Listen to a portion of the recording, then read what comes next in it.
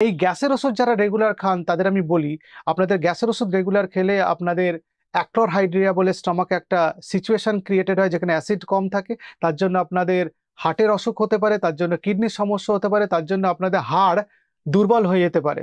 সেই জন্য গ্যাসের ওষুধ খাওয়া থেকে বিরত থাকুন।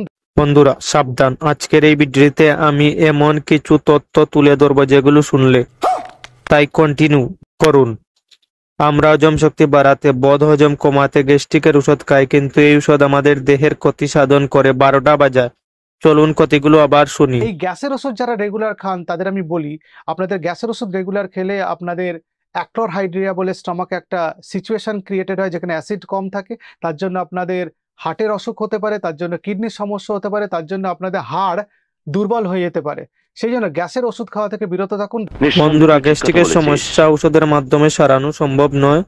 আপনি ন্যাচারাল পথ অবলম্বন করতে পারেন, এতে পার্মানেন্ট ভাবে কিউর করা যাবে। যেমন পর্যাপ্ত পানি, ফাইবার যুক্ত খাবার, প্রোবায়োটিক সমৃদ্ধ খাবার এবং প্রিবায়োটিক সমৃদ্ধ খাবার।